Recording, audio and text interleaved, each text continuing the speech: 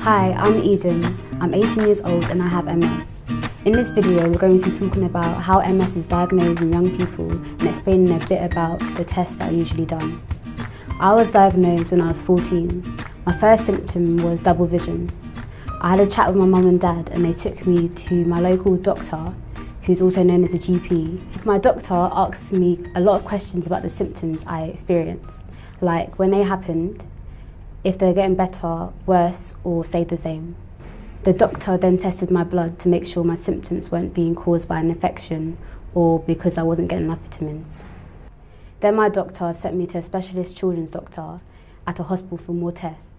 This doctor is called a Paediatric neurologist. Hi, I'm Cheryl Hemingway and I'm a Paediatric neurologist. That means I have a special interest in children and young people's brains and spines and problems that can arise with those children. I'm here to explain a little bit more about the different tests that we use when we diagnose multiple sclerosis. When I first saw my neurologist, we had a chat about the symptoms I've been having. I'd been keeping a symptom diary to take with me so I didn't forget anything important.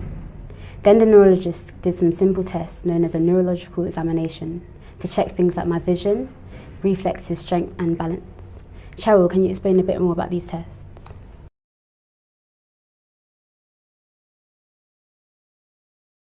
So a general neurological examination takes generally about 10 to 15 minutes to do thoroughly, and each part of it we want to test a different part of your brain and spine. So we'll be looking at your cranial nerves, check how your eye moves, we'll check how your pupils respond, and make sure you haven't got any double vision, and if your face is moving symmetrically and your tongue moving normally.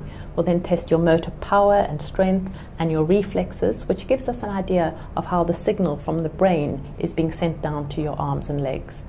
We then test normally the back of the brain, the parts that give you balance, and we'll ask you to do that funny finger-nose test, which I'm sure you've done lots of times. And lastly, we'll want to test sensation to make sure that you can pick up especially sensations such as vibration, which we know can be vulnerable in young people with multiple sclerosis, and position sense that you can test whether your toe's going up or down. I'm sure you've had all of those tests done.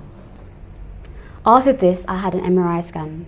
Cheryl, can you tell me a bit more about why an MRI scan is carried out and what it's looking for?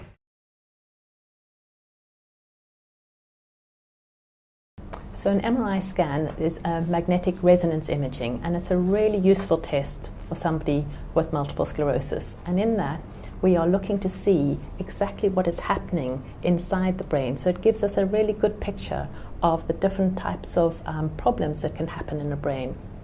And in multiple sclerosis, we can see areas where the fatty covering, which is the myelin, which covers the nerves, has been removed from the nerve. It comes up as a slightly different color because the water is different.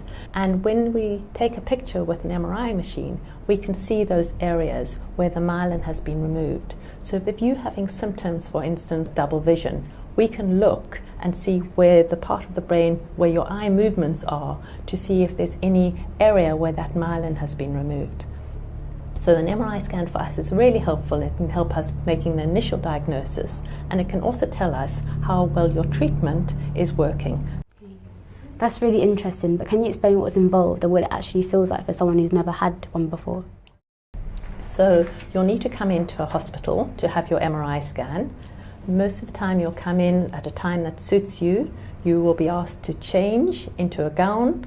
You will be asked by the radiographer, and your mom and dad will be asked whether there's any metal in your body, and you'll be asked to remove any metal earrings or any piercings that you've got so that it's safe, because actually it's one big magnet. Once you go into the room, it can be quite noisy, so you'll be given earmuffs to wear, and you'll lie on a bed in your gown. You can have a blanket over you in case it gets chilly, and you'll be put blocks on either side, like little pillows on either side, to keep your head still, because it's really important that you lie still, because even small movements can make a big difference in the quality of picture that we get.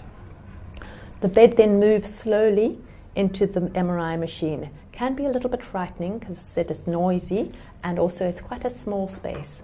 Most hospitals now have videos that you can watch, and you can choose your favorite movie to watch, or you can listen to music. And you also always have a buzzer that you can call if you feel scared, and you should be able to take your mum or dad or any friend that you want, provided that they're safe to go into the MRI scanner. Thanks, Cheryl. My experience with an MRI scan was, of course, at the start very daunting. However, I had my mother with me and it comforted me, and I was also able to watch like my favourite movie, High School Musical, while I was doing the scan. I also had another test where little patches were stuck on my head and I had to watch TV patterns on the screen. I think this was called a visual evoked potential test. What's this test looking for, Cheryl, and what is it like for someone who's never had one before?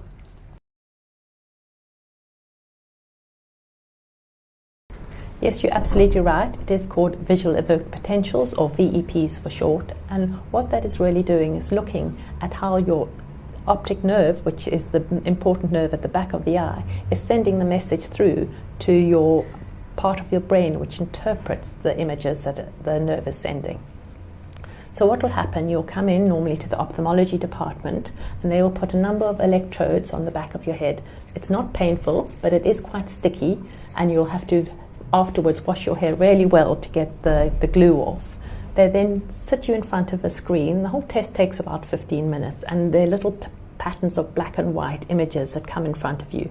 You need to sort of watch those, and then the little electrodes, which are these little markers at the back, will pick up how the signal is moving from the eye through to the back of the brain. And we look at the speed, and it can be very helpful to tell us whether your optic nerve has had any damage and whether there's any slowing in how the message gets through to the back of your brain.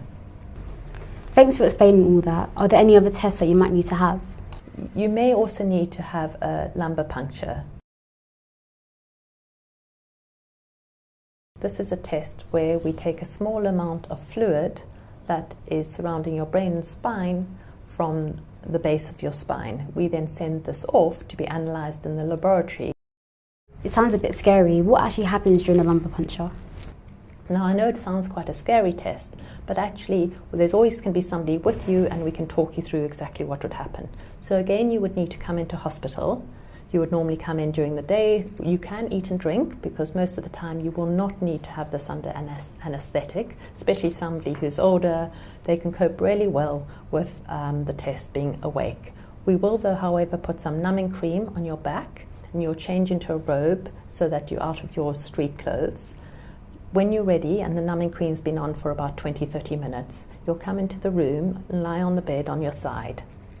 You'll feel people sort of touching your back and feeling for the right space, and then you'll get given a little bit of local anaesthetic cream injection. You'll feel the prick of the injection, and then the doctor will come along and put a needle in at the base of your spine, so it's below where the spinal nerves have stopped.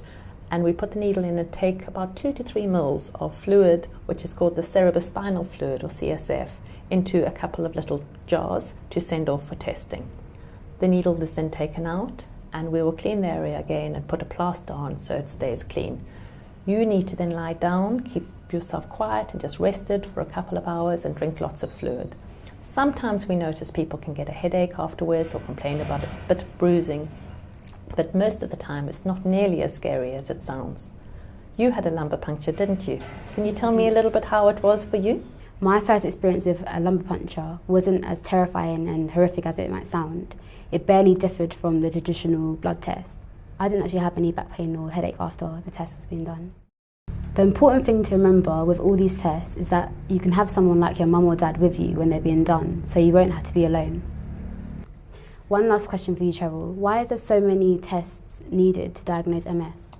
Well, as you know, when you get given a diagnosis of a condition such as multiple sclerosis, it really does change a lot of things for you. It's a really important diagnosis, and it's important that we get that right.